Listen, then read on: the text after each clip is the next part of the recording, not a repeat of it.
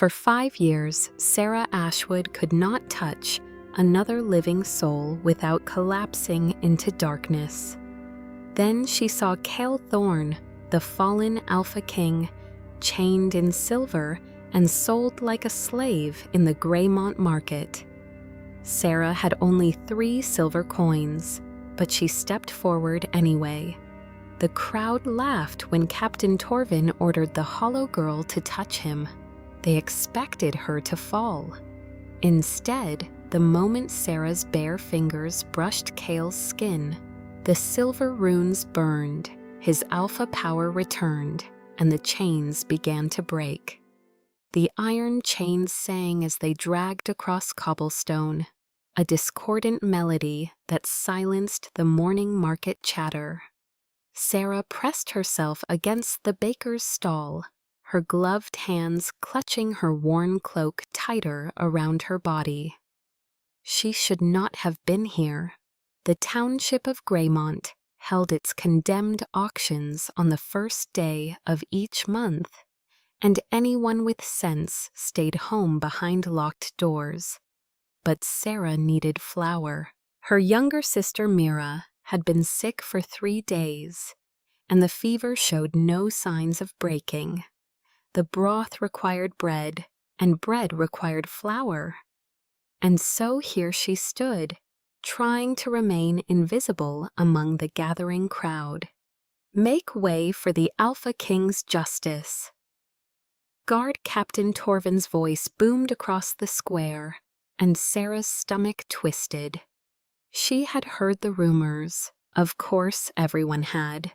The new Alpha King, Cale Thorne, had taken the throne 6 months ago after his father's mysterious death, and his reign had been marked by brutal efficiency.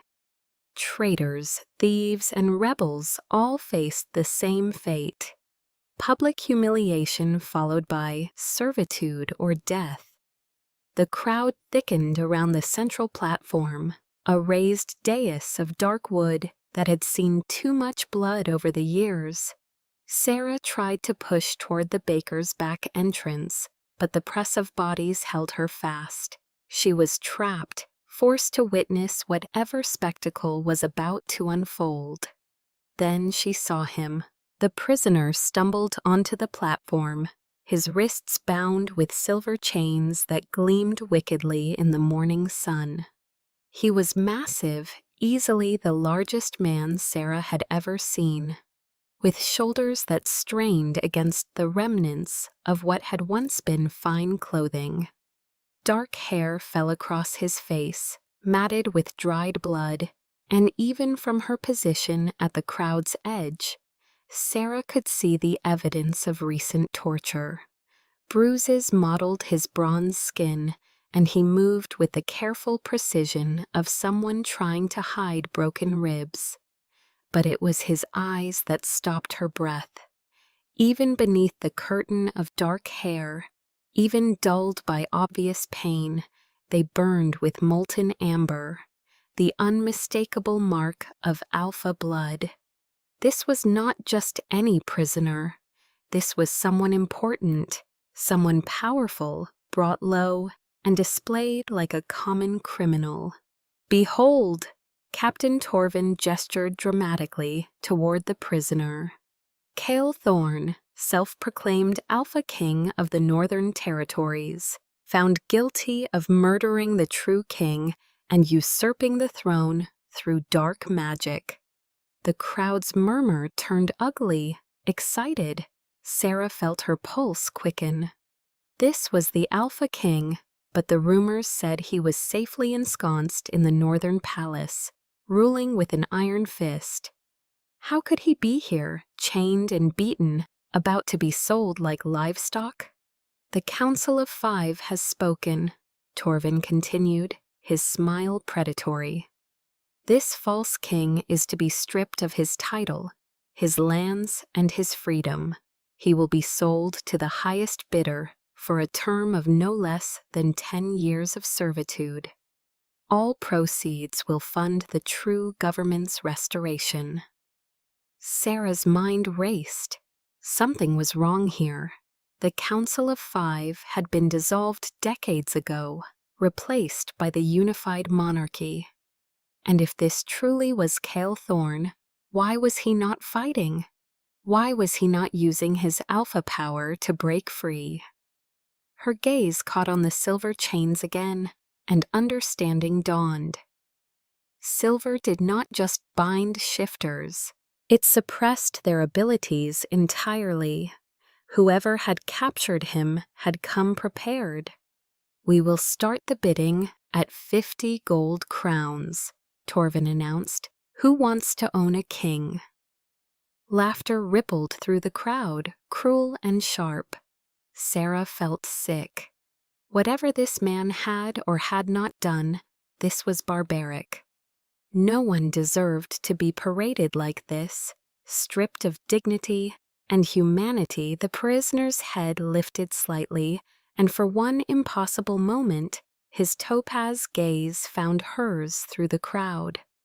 The contact lasted only a heartbeat, but Sarah felt it like a physical blow, a jolt of recognition that made no sense.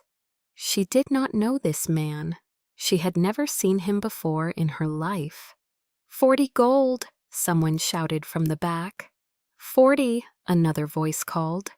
Sarah watched the prisoner's jaw tighten, the only sign of emotion on his carefully blank face. He was trying to maintain some shred of pride, she realized, trying not to break in front of these people who wanted nothing more than to see him destroyed. 50 gold crowns.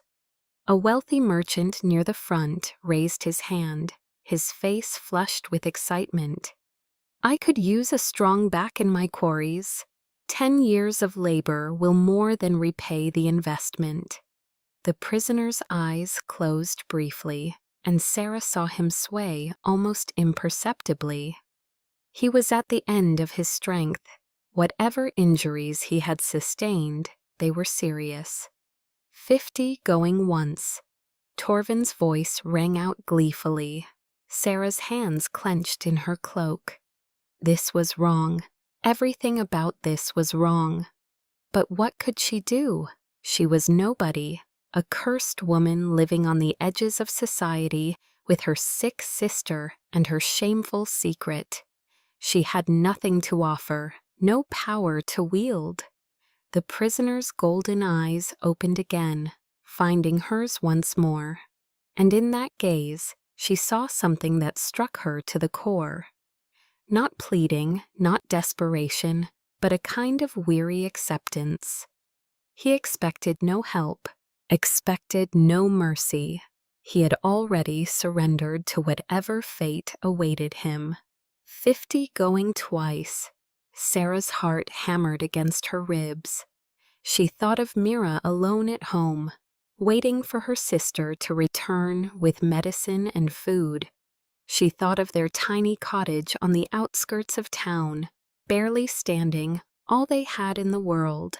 She thought of the 3 silver coins tucked into her boot. Everything they owned, saved over months of careful rationing. 3 silver coins would not even register in a bid counted in gold. But as she watched the merchant's triumphant smile, watched the prisoner's shoulders bow in defeat, something fierce and reckless rose in Sarah's chest. "Wait!" Her voice cracked across the square, surprising even herself. Every head turned. The crowd parted slightly, revealing her position at the edge, and Sarah felt hundreds of eyes fix on her with varying degrees of surprise and suspicion. Captain Torvin's expression shifted from confusion to recognition, and his smile turned cold. "Well, well, the hollow girl wants to bid." His voice dripped with mockery. "Tell me, Sarah, do you even have copper to your name?" Heat flooded her cheeks, but she forced herself to step forward, keeping her gloved hands carefully hidden in her cloak. "I have 3 silver coins." The crowd erupted in laughter. 3 silver against 50 gold was an insult, a joke. but Sarah pushed forward until she stood at the base of the platform, tilting her head back to meet Torvin's amused stare. 3 silver coins and a healer's knowledge, she said more firmly. I can tend his wounds, keep him alive and working. That must be worth something to whoever buys him. Torvin's amusement faded slightly, replaced by calculation. You want to purchase him yourself? No.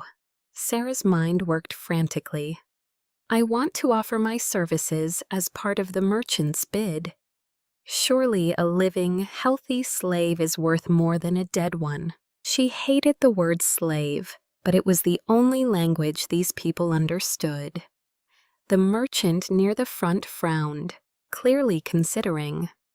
The prisoner on the platform had gone absolutely still, his burning gaze fixed on Sarah with an intensity that made her skin prickle. I will do it, the merchant said slowly. 45 gold and the girl's healing services. But she works for me to share me too. Binding contract for the full 10 years. Horror shot through Sarah. 10 years of servitude. 10 years away from Mira. No, and another voice called out. 40 gold and I will take them both. The king for labor, the girl for other uses. A heavy-set man with cruel eyes let the implication hang. Sarah's blood turned to ice. She had made a terrible mistake. In trying to help, she had only painted a target on her own back. Interesting development, Torvin mused, clearly enjoying himself. Perhaps we should auction the hollow girl as well.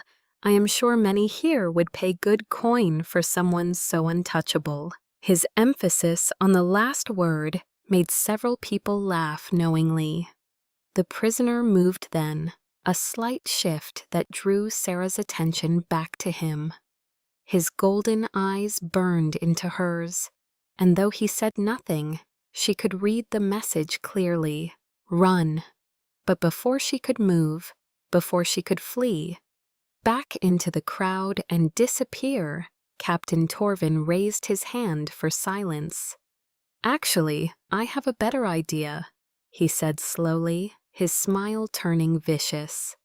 Let us test the hollow girl's healing claims, shall we? If she can touch the prisoner without collapsing, I will sell him to her for 3 silver coins. Consider it entertainment. The crowd roared its approval, sensing drama. Sarah felt the world tilt. Her curse, the thing she had hidden for 5 years, the reason she wore gloves, even in summer. The shame that kept her isolated from all human contact was about to be exposed to everyone. Come now, Sarah, Torvin beckoned. Show us all how you will tend to your patient. Touch him just once, every eye fixed on her. The prisoner's amber stare held a mixture of confusion and warning. He did not understand what was happening, but he recognized a trap when he saw one. Sarah's hands trembled as she reached for her glove. She had 2 choices: walk away and live with the shame, or try to face the inevitable collapse that came with every human contact. But as she looked up at the prisoner, this false king, this broken man who expected no kindness, she made her decision. She pulled off her right glove. The crowd inhaled collectively. They knew what was coming. They had all heard the stories of the hollow girl who fainted at the slightest touch, who lived apart from society, whose curse marked her as fundamentally wrong. Sarah climbed the platform steps on shaking legs. Captain Torvin backed away, giving her space, his expression eager. The prisoner watched her approach with those burning golden eyes, and she could see tension coiling in his battered body. He was preparing to catch her when she fell. "I am sorry," she whispered, too quiet for anyone else to hear. "I was trying to help." His head tilted slightly, the first real reaction he had shown. Up close, she could see the full extent of his injuries. The swelling around his left eye, the cut across his cheekbone that needed stitching, the way he held his torso that suggested at least 3 broken ribs. But she could also see something else. A fierce, undaunted spirit that torture and humiliation had not broken. Sarah reached out with her bare hand. The moment her fingertips brushed his forearm, the world exploded. Not with the usual cold darkness that claimed her with every touch. Not with the hollow emptiness that gave her curse its name. Instead, Sarah felt warmth, impossible blazing warmth, that raced up her arm and flooded her entire body.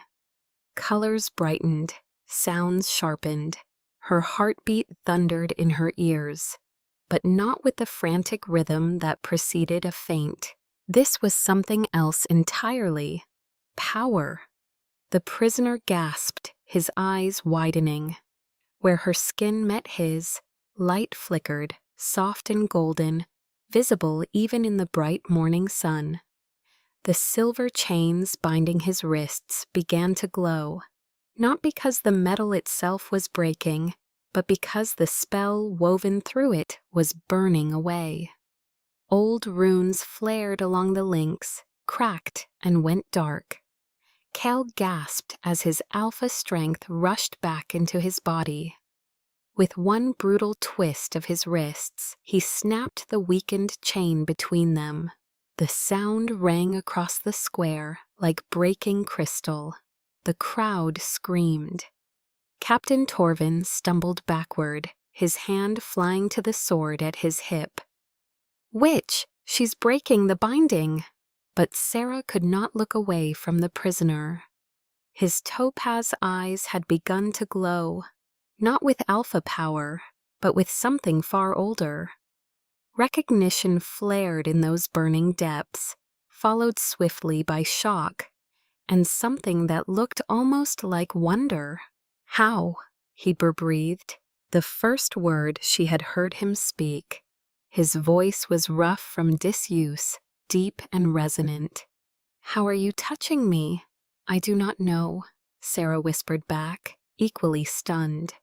Her hand remained pressed against his arm, and the warmth continued to flow between them. Not painful, not draining, but vital and alive. For the first time in 5 years, human contact did not hurt. Then the prisoner did something that stopped her heart. He raised his now free hand and cupped her face, his palm rough and gentle against her cheek. The touch should have dropped her like a stone, should have sent her spiraling into the cold void that had claimed her countless times before. Instead, Sarah felt more alive than she had since the curse began. "Impossible," the prisoner murmured, his thumb brushing her cheekbone with infinite care. "Seize them both." Captain Torvin's bellow shattered the moment. Guards poured onto the platform from all sides. The prisoner's hand dropped from Sarah's face as he spun to put himself between her and the approaching soldiers, moving despite his injuries with fluid grace. The amber glow in his eyes intensified, and Sarah realized with a start that breaking the silver chains had restored his shifter abilities. "Run," he commanded, not looking back at her. "Now." But Sarah's legs would not obey. She stood frozen as guards surrounded them, their silver-tipped spears raised, their faces masks of fear and aggression. The crowd had devolved into chaos, people screaming and shoving, trying to flee the square before whatever was about to happen next. One guard lunged, The prisoner caught the spear shaft with one hand and snapped it like kindling, moving with the deadly precision of a trained warrior. But there were too many, and he was wounded, and a spear point grazed Sarah's arm. The prisoner roared, the sound inhuman and terrifying. But before he could act, before the guards could strike again, Sarah felt it, the curse's familiar cold touch waiting in the wings. The guard's spear had touched her skin, bare skin, and now the darkness was coming. Her vision grayed at the edges, her legs buckled. The last thing she saw before the void claimed her was the prisoner's face, twisted with fury, and something that looked like fear as he caught her falling body against his chest. Then darkness, complete and absolute. Consciousness returned in fragments, the creak of wood, the rough sway of movement, the scent of pine, blood, and old grain sacks. Sarah's eyes fluttered open to find herself lying in the back of a small abandoned market cart, rough-hewn boards rattling beneath her shoulder blades. Kel walked beside it, one hand locked around her bare wrist, keeping skin contact even as he limped through the trees and pulled the cart with his other hand. Sarah gasped and tried to jerk away, but his fingers tightened gently. "Be still," a deep voice rumbled beside her. "You are safe." The prisoner, Cale, he was touching her with no gloves, no barriers, and she was not fainting. "How long?" she managed. "An hour, perhaps," Cale said. "You collapsed in the square. I carried you only long enough to clear the crowd, then found this cart behind the mill road. The broken chain and your collapse created enough confusion that escape was possible." "Where are you taking me?" "Away from Greymont, away from Torvin, and his mock trial." Cale's voice turned bitter. "Though I suspect we are both fugitives now." Sarah felt guilt twist in her stomach. "I am sorry. I did not mean to. I was only trying to help." "Why?" The single word held genuine curiosity. Cale's gaze dropped to her face. "Cernt, bum says, searching. You do not know me. You had no reason to risk yourself." Sarah did not have a good answer. "It was wrong," she said quietly. "What they were doing to you was wrong." Something flickered in Cale's golden eyes. Surprise, perhaps, or recognition. His arms tightened around her fractionally, and Sarah felt that strange warmth pulse between them again. "What is your name?" he asked. "Your real name, not the cruel epithet they've given you." "Sarah. Sarah Ashwood. Sarah." He repeated it like he was tasting the word. "I am Cale Thorne, and I am exactly what Torvin claimed, the Alpha King of the Northern Territories. Though whether I still hold that title after being captured and humiliated remains to be seen." "So it is true. You are really the Alpha King." "I was." Cale's expression darkened. 6 days ago, I was ambushed by my own guards, men I trusted. They used silver chains and wolfsbane to suppress my abilities, then brought me to Greymont to be publicly disgraced.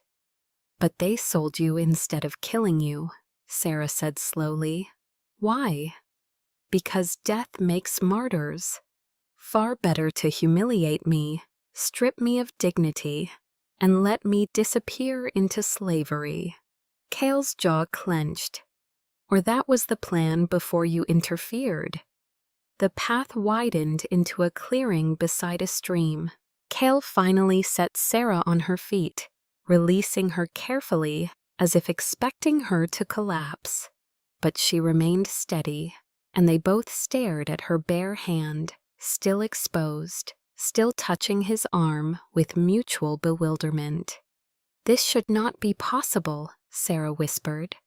She pressed her palm flat against his forearm, testing, and felt only warmth and the steady thrum of his pulse. "I have not been able to touch anyone in 5 years." Cale caught her wrist gently, turning her hand over to examine it. His touch sent shivers racing up her arm, but not the cold darkness of the curse. "Tell me about your curse," he said quietly. "Everything." Sarah swallowed hard. She had never spoken about it fully. "It started 5 years ago. I was 18. There was a woman who came through Greymont, a traveler, old and strange. She came to our cottage asking for shelter, and my mother turned her away. Said we could not afford to feed another mouth." Cale's thumb traced circles on the inside of her wrist, the touch gentle and grounding. "The woman cursed me before she left," Sarah continued. "She said I would know the hollow emptiness of a life without touch, without connection, that I would understand what it meant to be turned away from warmth." Tears pricked her eyes. "The next morning, my mother tried to wake me. The moment she touched my shoulder, I collapsed. It happened again with the doctor and again with Mira. Every touch, no matter how brief, sent me into darkness." "How long do you remain unconscious?" Cale asked. "It varies, sometimes minutes, sometimes hours. The more contact, the longer I am out." Sarah met his eyes. "But with you it is different. Your touch does not hurt at all." "It feels right," Cale finished quietly. His free hand rose to cup her face again, and Sarah's breath hitched. "Like finding something you did not know you had lost." The moment stretched between them, charged with something neither understood. Then Cale hissed in pain and staggered, his hand dropping as he pressed it to his ribs. "You are still hurt," Sarah said. "You dragged a cart through the forest with broken ribs." "Sit down, please." Cale protested, but eventually sat on a fallen log. Sarah knelt before him and reached for his tattered shirt. "May I?" After a moment, he nodded. Sarah carefully lifted the fabric, peeling it away from wounds that had clotted to the material. "I am sorry," she murmured. "This would be easier if I had proper supplies." "Sarah," Cale's hand caught hers. "Why did you offer to heal me in the square?" "Because someone should have helped you. Because kindness should not depend on whether we will benefit from it." Something profound shifted in Cale's expression. "Do you know how rare that is? True kindness with no expectation of reward.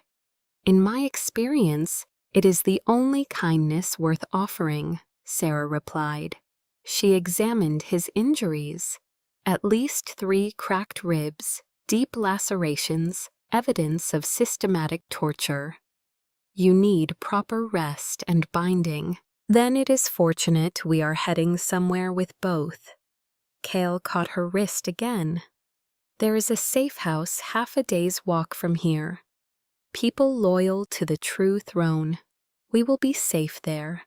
And my alpha healing will handle the worst by morning. Sarah's eyes widened. "You are taking me with you. Did you think I would leave you?" Cale's expression turned fierce. "You saved me, Sarah. Freed me from chains no one else could break. You are under my protection now." "I have a sister," Sarah protested. "Mira, she is sick. I need to get back." "Is she in Greymont? Our cottage is on the outskirts. Then she is in danger." Cale's voice gentled. "Torvin will use her to draw you out, but I can send people to retrieve her. You have my word."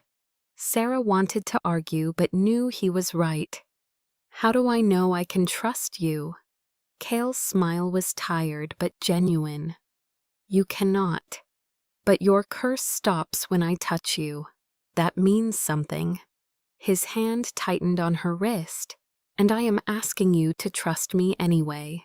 After a long moment, Sarah nodded. All right, I will come with you, but you will send someone for Mira. Before nightfall, Cale promised. I swear it on my crown. They walked through the deepening forest, Cale's hand wrapped around her wrist, maintaining contact deliberately. An hour into their journey, Cale suddenly went rigid. We are not alone, he breathed. Sarah held still, straining to hear. Then, barely audible, the snap of a twig. Show yourself, Cale called out. From behind an oak, Captain Torvin emerged, flanked by guards with silver-tipped spears, and held firmly in his grasp, her face bruised and terrified, was Mira. Looking for something, Your Majesty? Torvin's smile was vicious. Sarah's world narrowed to her sister's frightened face. Let her go.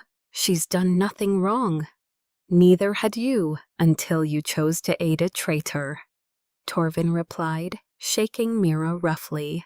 Surrender, Cale, or the girl dies. Cale's hand was iron around Sarah's wrist. Through their touch, she felt his rage, his calculation of impossible odds. They were outnumbered, surrounded. There has to be another way, Sarah said desperately. The moment her hand brushed Cale's arm more fully, warmth flooded through her, stronger than before, almost burning. Where their skin touched, power was building. The curse. She whispered, pieces clicking together. It is not just that I can touch you. We are bonded. Cale finished, his voice filled with wonder and dawning horror. Sarah, we are mate bonded. The words hung like thunder.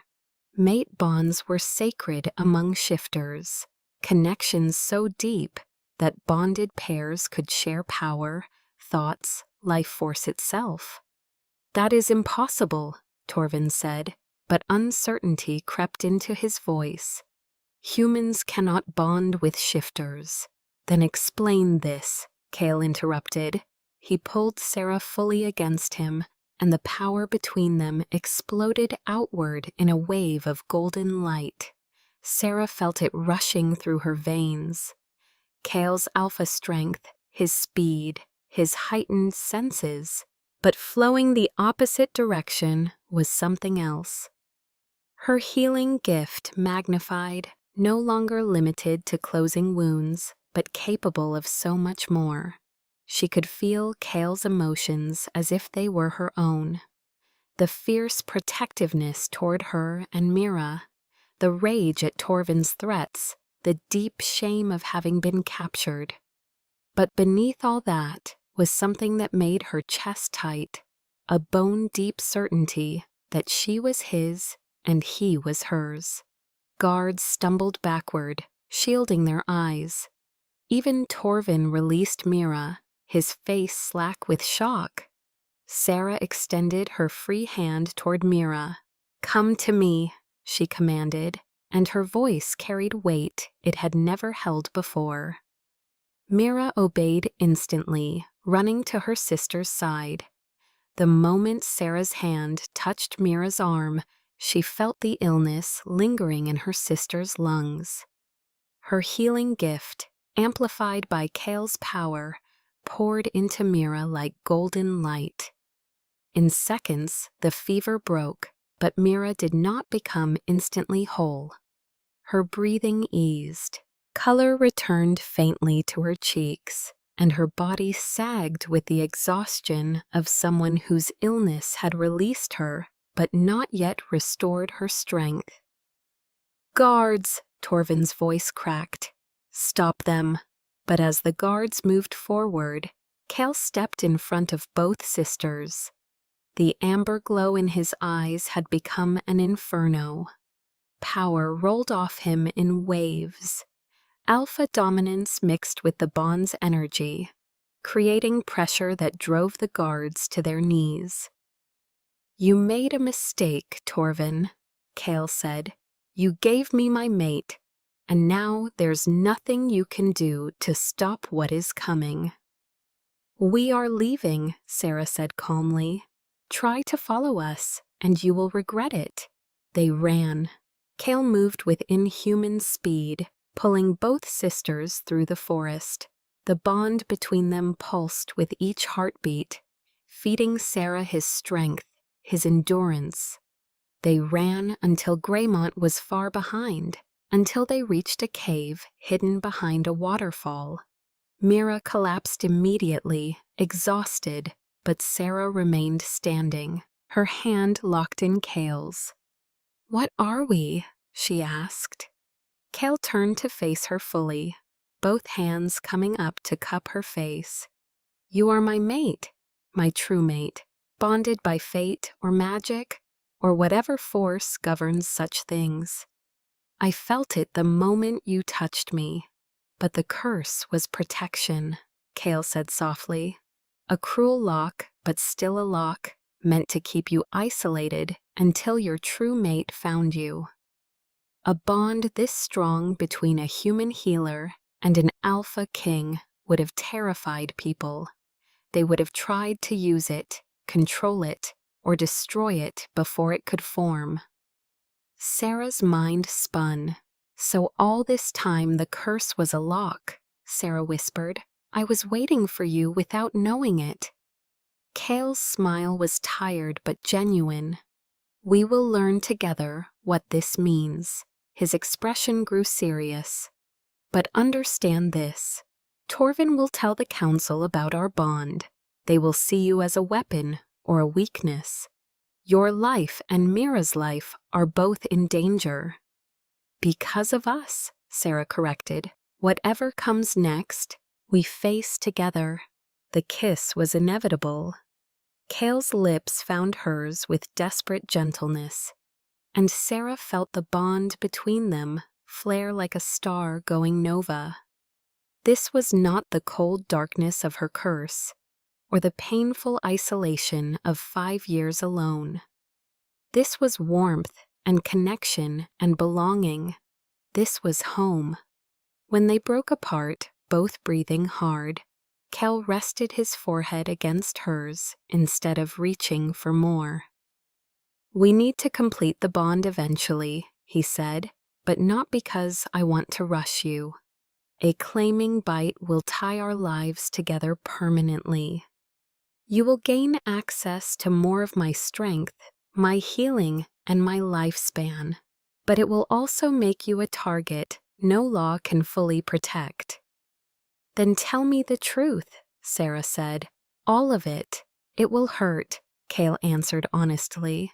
"Your body will need time to adjust. The bond will change your senses, your healing, even the way your curse moves through you. Once it settles, you will be mine in ways no court can undo, and I will be yours just as completely." Sarah thought about 5 years of loneliness, about this man who had protected her despite his own pain, and about the warmth in her chest that felt less like a command and more like a door finally opening. "Then I choose it," she said, "not because fate demands it, because I do. Mark me, make me yours." The claiming bite was both agony and ecstasy. Kale's teeth sank into the junction of her neck and shoulder, and Sarah felt her entire world reshape around the sensation. Pain blazed through her, but beneath it ran currents of pleasure, so intense she could not breathe. Then the bond snapped fully into place, and for one infinite moment, their consciousnesses merged. She was him, felt his love for her, his shame at his capture, his fierce determination. He was her, felt her years of isolation, her desperate love for Mira, her hope that someday the curse would break. When Kale released her, Sarah swayed in his arms. The cave had grown brighter. Her vision had sharpened. She could hear Mira's heartbeat. Smell approaching rain. "What happened to me?" she whispered. "The bond," Kale said softly. "You are still human, but you are also mine now. Connected to my alpha power." His hand found hers, threading their fingers together. "How do you feel?" Sarah took inventory. The exhaustion from the curse was gone, replaced by vitality that sang through her veins. "I feel like I have been walking through fog my entire life, and someone just cleared it away." Kale smiled, transforming his face. "Good, because tomorrow we start fighting back. We are going to find my allies, expose the Council's lies, and reclaim the Northern Territories." Sarah believed him. The curse that had isolated her for 5 years had actually been a gift in disguise, keeping her safe until this moment, until her compassion would forge a bond powerful enough to shake kingdoms. Tomorrow would bring war and danger. But tonight, they held each other and dreamed of the kingdom they would build together. The safe house was an ancient fortress built into the mountainside, its stone walls weathered by centuries, but still formidable. Guards materialized as they approached, dropping to one knee when they recognized Kale. "Your Majesty," the lead guard breathed. "We thought you were dead." "Nearly was," Kale replied, his hand never leaving Sarah's waist. "Gather the council." They were escorted to a circular chamber where 7 alphas sat around a massive oak table.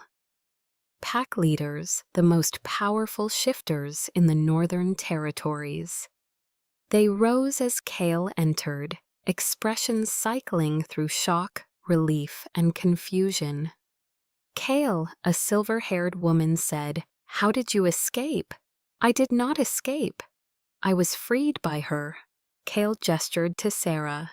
"Sarah Ashwood is my mate, my true mate, bonded by forces older than any of us understand." The silence that followed was deafening. The silver-haired woman recovered first, a human mate bond. "Kale, such things are legend. They have not occurred in 500 years. "If this is true," another alpha said, her dark eyes studying Sarah, "it could change everything. Or it could be a trick," a male alpha named Aldrich said flatly. "What if this woman is Torvin's plant?" Kale's hand tightened around Sarah's hand. "Careful, Aldrich. You are speaking of my mate." "I am speaking of our kingdom's security," Aldrich countered. "You were captured through betrayal. How do we know this is not more of the same?" "Because I felt the bond snap into place," Kale said coldly. "Because her touch revives me from her own curse. Because I can feel her emotions as clearly as my own." "Show us," the silver-haired woman said. "Your neck, the claiming mark." Sarah swept her hair aside. The bite mark was still visible. 2 crescent moons that would fade to a silver scar. Around the table, sharp intakes of breath followed. "It is genuine," someone whispered, "which means the old stories are true." Another alpha said slowly, "When human and shifter bond, their gifts merge." "What gift did you carry, Miss Ashwood?" "I am a healer," Sarah said quietly. "Small things, fevers, wounds." "And now?" Kale asked. Sarah closed her eyes, reaching for her gift. It blazed like a bonfire, vast and barely contained. "Now I think I could heal things that should have been beyond me. Fatal wounds, poisons, maybe even a body standing at the edge of death. But not without cost. The council will not just want you dead," the silver-haired woman said gravely. They will want to study you, replicate your power. Mira spoke up from her corner. Then they will have to go through me first. Despite the tension, several alphas smiled. We need proof of the council's crimes, Aldrich said. Evidence of the murder plot against your father. The old woman who cursed me, Sarah said suddenly. She said something strange about understanding the price of turning away those who seek shelter. What if she was connected to the council? What if she cursed me to protect me until the bond could form? Elder Rhiannon, one of the alphas breathed. The council's seer. I thought she died. If Sarah is right, Rhiannon might testify, Cale said. A knock interrupted them. A guard entered. Your Majesty, there's a woman at the gates, old, bone-thin, with a scar down her cheek. She says she'll only speak to the girl who broke the silver chains. The courtyard was torchlit when they emerged. In the center stood the woman from Sarah's memories. Ancient, but unmistakably the one who had cursed her. Sarah Ashwood, Rhiannon said, you've grown into your destiny nicely. You cursed my mate, Cale said coldly. I saved your mate, Rhiannon corrected, from my own allies, from the council's machinations, from a fate worse than isolation. Do you think it was coincidence that brought you to Greymont's auction block, exactly where Sarah would see you? You orchestrated this, Sarah whispered. All of it. No, Rhiannon said. I did not control every step. I opened one path and prayed you would both be brave enough to choose it. Years ago, in prophecy, I saw a fallen king and a cursed girl, a bond that would shake us kingdoms. I saw the council's poisoned future, eternal war between humans and shifters. And I saw the alternative, you two bonded and whole, bringing back the old ways. Then why let me suffer capture? Cale demanded. Because you needed to fall, Rhiannon said simply. Both of you did. Sarah needed to learn that compassion in the face of cruelty is strength. And you, young king, needed to remember powerlessness. You had become the tyrant they accused you of being. Cale flinched but did not argue. What happens next? Sarah asked. Now comes war, Rhiannon said. The council will not accept your bond. They will fight to destroy what you represent. She paused. But I have also seen your victory. Seen you standing together, remaking the world. Will you testify? Cale asked. I will, Rhiannon said. But not yet. First, you must gather strength. Rally allies. And you, child, must learn to wield your gift. The old bonds did not just share power, they shared lifespan. You will live as long as he does. Centuries, perhaps. Sarah's head spun. Centuries. The council is gathering forces in Greymont. Rhiannon continued. They will march on this fortress within the week. A week? Cale said flatly. He looked at his council. Call in every ally, every pack. I want every warrior here in 6 days. And the 7th day, Aldrich asked, the 7th day, we show the council what happens when you threaten a true mate bond. The next 6 days blurred together. Messengers flew out carrying Cale's call to arms. Alphas arrived daily. The fortress teemed with shifters. Sarah was caught up in preparations. A woman named Lysandra, an expert in pack customs, coached Sarah through every tradition she needed to know. You will speak to the packs before battle, Lysandra explained. Show the packs that their king's mate supports him. Every night, Sarah and Cale tested their bond's limits. They could separate roughly 50 yards before symptoms returned. Manageable, but binding. The night before battle, Sarah stood on a balcony, staring at the city below. "You are afraid," Cale said, joining her. "Terrified," Sarah admitted. "Then we prove them right to fight for us," Cale said. "We have truth, love, and a bond that cannot be broken." Sarah leaned into him. Tomorrow would bring war, but tonight she had this: the warmth of her mate's arms, the certainty that whatever came, they would face it together. The 7th day dawned cold. From the battlements, Sarah watched the council's army approach. Hundreds, maybe thousands, far outnumbering Cale's forces.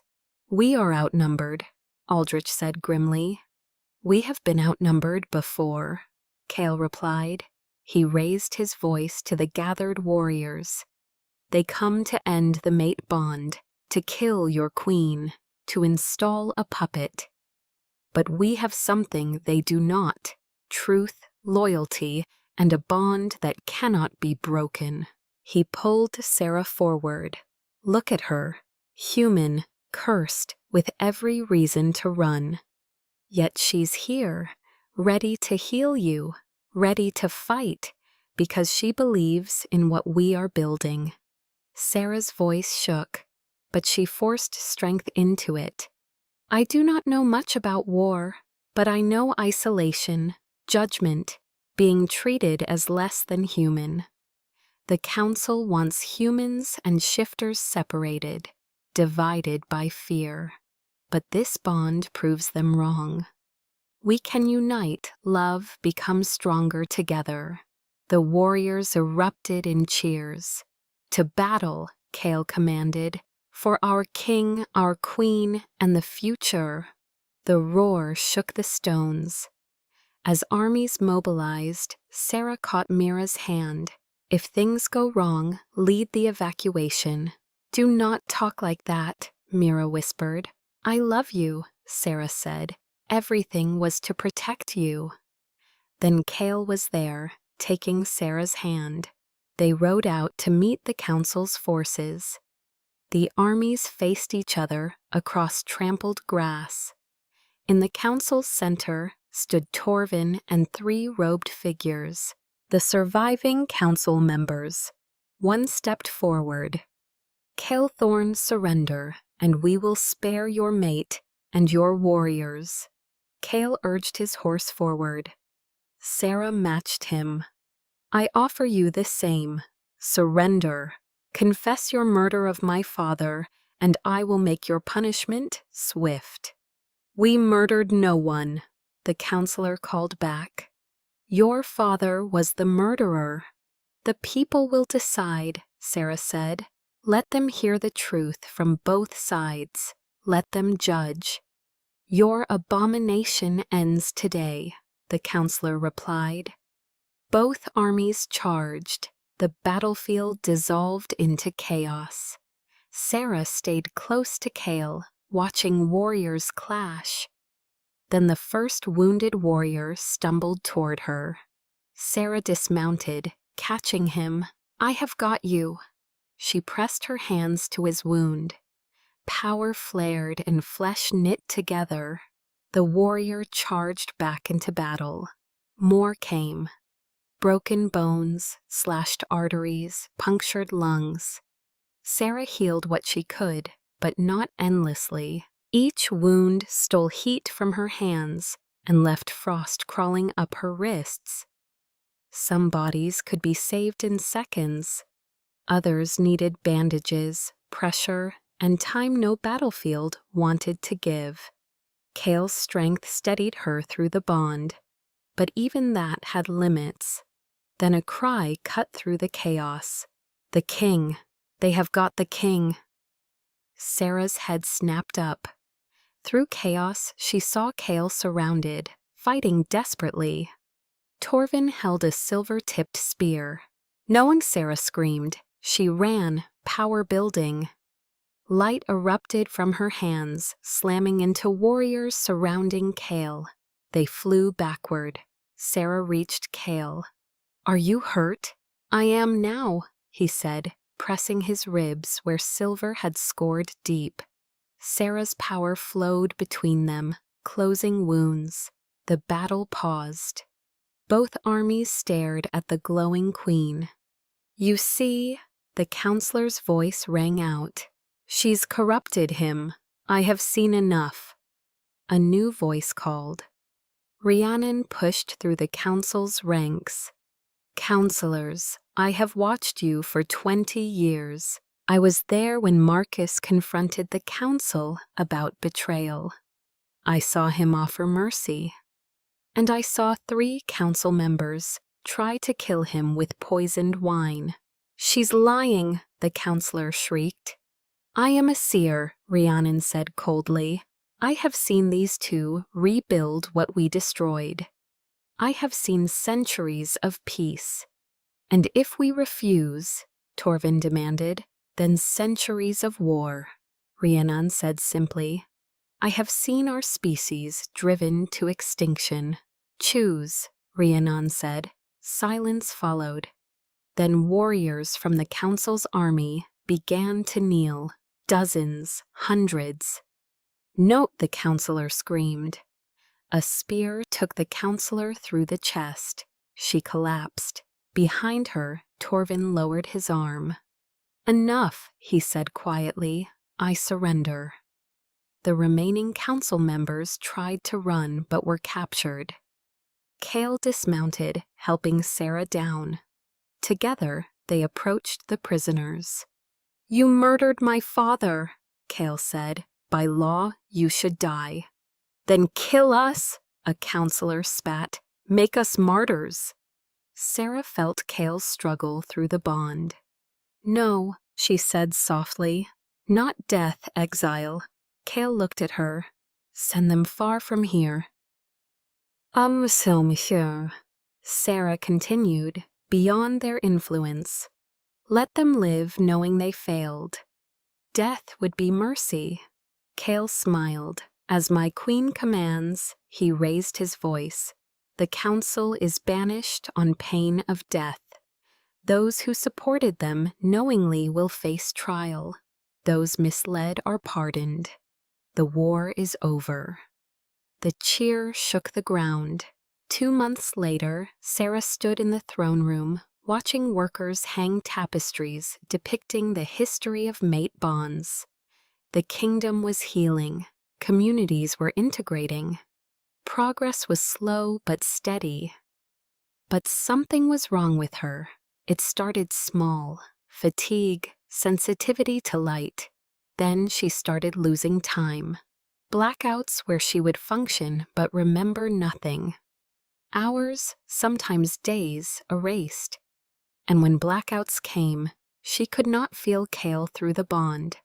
Just emptiness. She had hidden it, not wanting to worry him, but she could not anymore. While addressing a messenger, Sarah lost track of the conversation. When she blinked back, hours had passed. She needed to tell Cale. But as she reached for the bond, she felt only void and then darkness. Sarah woke in healing chambers 2 days later. Lysandra sat beside her. "The blackouts," Sarah whispered. "Cale nearly destroyed the palace trying to reach you," Lysandra said. Every shifter within 100 miles felt it. The queen's scream. The door burst open. Cale stood there haggard. "You are awake. I am sorry. The blackout started weeks ago. Tell me everything," he said gently. So she did. The fatigue, the missing time, the moments when the bond went silent. "Call Rhiannon," Cale said to Lysandra. "I am already here." Rhiannon's voice came. She entered. "The curse is reasserting itself, child. It has adapted. It has learned the shape of the bond. It was built to isolate you, and now the bond has made isolation impossible. So it is attacking the connection itself, like frost spreading across a warm window pane. The bond shares everything, Rhiannon explained, including vulnerabilities. If you keep pulling away, the curse will use that gap to hurt you both. Then we break the bond, Cale said immediately. No, Sarah and Rhiannon said together. If you break it now, she dies instantly. Rhiannon said, her body has adapted to your strength. It cannot sustain itself without the connection. Then what do we do? Sarah asked desperately. There may be one option, Rhiannon said. The curse feeds on isolation, on fear of connection. It is growing because Sarah unconsciously pulls away to protect you. Her self-sacrifice feeds its power. Sarah realized with horror it was true. Every time the bond flickered, she had pulled back to protect Cale. You need to stop pulling away, Rhiannon said. Invite the curse into the bond. Let Cale share the burden. Absolutely not, Sarah said. I will not risk him, and I will not watch you die. Cale interrupted fiercely. We share it together like we promised. But if it kills you, then I die trying to save my mate. He cupped her face. I meant our vows. For better or worse, this curse is just another challenge we face together. After a moment, Sarah nodded. How? Open the bond completely, Rhiannon said. No barriers, let him in entirely. Trust his love is strong enough to bear it. They sat facing each other, hands clasped. Lysandra and Rhiannon stood guard. Together, Sarah whispered. Together, Cale echoed. Sarah opened herself completely. Every wall fell away. Cale's presence rushed in. His love, his fear, his determination. But with it came the curse, dark and cold. She felt it touch Cale, felt him flinch. But instead of pulling away, he leaned into it. His alpha power began transforming the curse, changing it from corrosive into manageable. Where it created isolation, his power created connection. But it hurt him. Through the bond, Sarah felt his pain. Bones grinding, consciousness fracturing. She tried to pull back, but his mental voice rang. Trust me. Do not pull away. So she held on, pouring her healing gift into the bond. Slowly, the curse began to shift. It did not disappear, but it changed, softened, and became survivable. Cale's eyes opened. Glowing amber shot through with silver threads. The curse's mark. How do you feel? Sarah asked. Different, Cale said. The bond is clearer, and there's coldness at the edges, but manageable. We are carrying it together, Cale said. He took her hand bare skin to bare skin. She remained conscious, grounded by the bond, stronger than ever. It worked. She breathed. Rhiannon examined them. The curse is stable now, divided, transformed into something survivable. But there will be lasting effects. The cold will be permanent for both of you, Cale and Sarah. Your gifts are amplified, but dangerous if not controlled. You could accidentally push a body past its limits while trying to heal it. The thought made Sarah's stomach turn, but she nodded. I will learn. There is one more thing, Lysandra said. The human territories want to meet their queen. They are sending a delegation in 1 week to decide whether they will swear loyalty. Sarah exchanged a glance with Cale. They had fought a war, survived curse redistribution, but somehow facing skeptical humans felt more daunting. 1 week, she said, then we prove I am still human where it matters. The week passed in preparation. Sarah met with refugees, toured settlements, showed people she understood their struggles. Every night she collapsed exhausted, the curse's cold presence constant. But it was manageable now, shared between her and Cale. The delegation arrived. 50 humans led by Helena Corwin, a steel-haired woman who missed nothing. We have come to determine whether a cursed, bonded human can truly represent our interests, Helena said bluntly.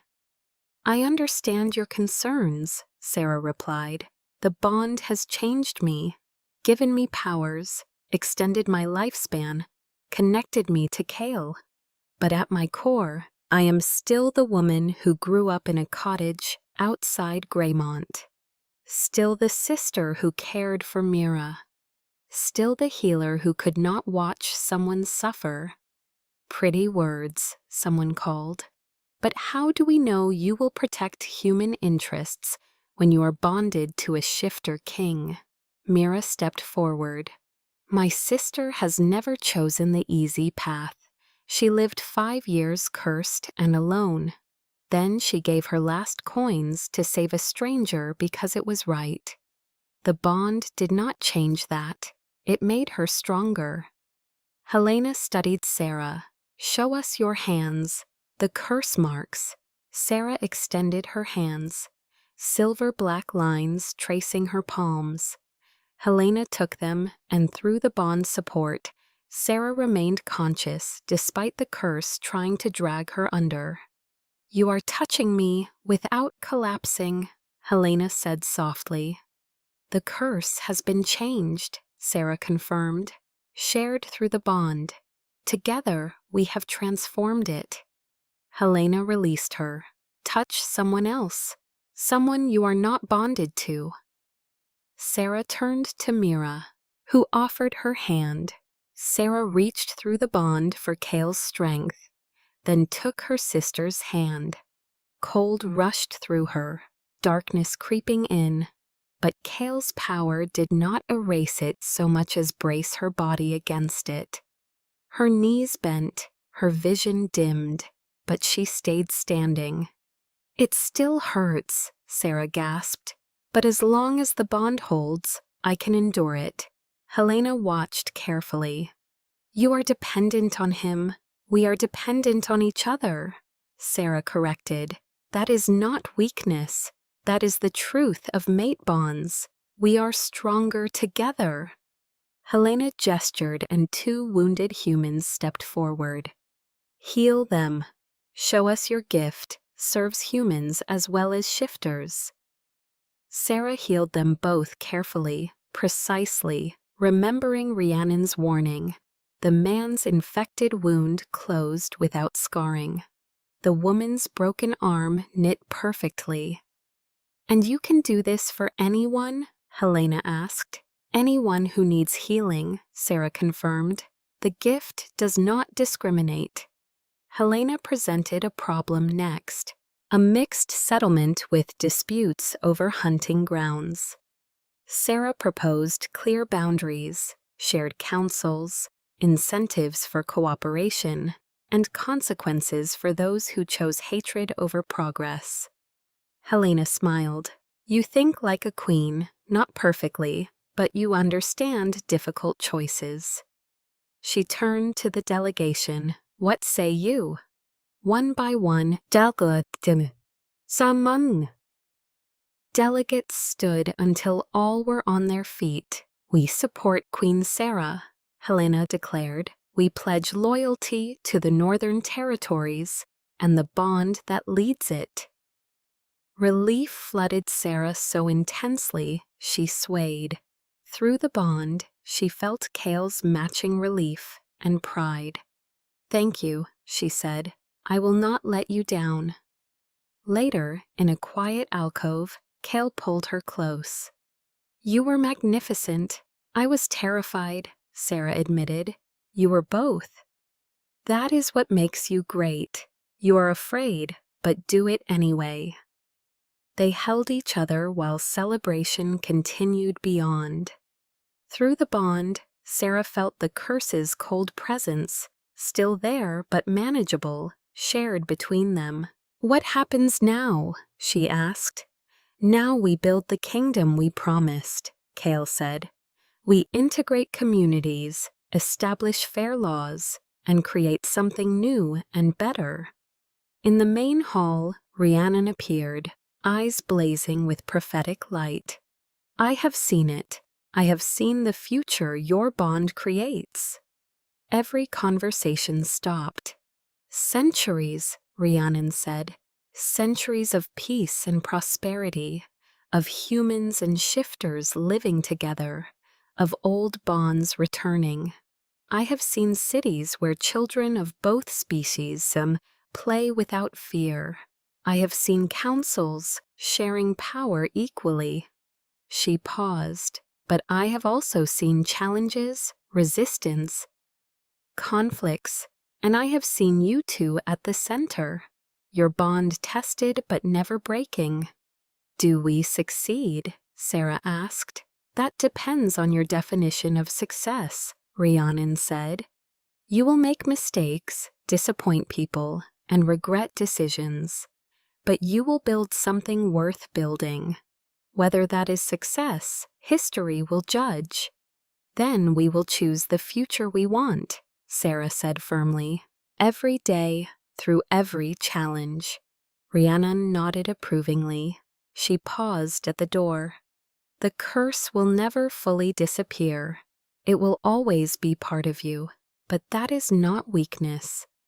It is a reminder that isolation is the enemy, that connection requires work, that love must be chosen daily." After she left, Kale pulled Sarah close. "Every single day. That is a lot of days for people who live centuries." "Then it is fortunate I enjoy your company," Sarah said. Through the bond, she felt his certainty. He would choose her every day for as long as they lived, and her own certainty rose to meet his.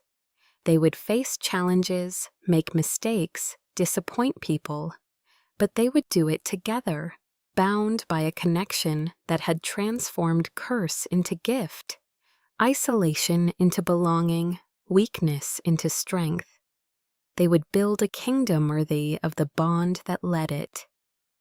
Starting now, Sarah took Kale's hand, feeling the bond pulse between them. Through that connection flowed everything they were and could be: fear and courage, vulnerability and strength, curse and gift woven into something unbreakable. "Ready?" Kale asked. "For everything," she said. And hand in hand, the cursed queen and her alpha king walked back into their celebration, ready to face whatever came next together.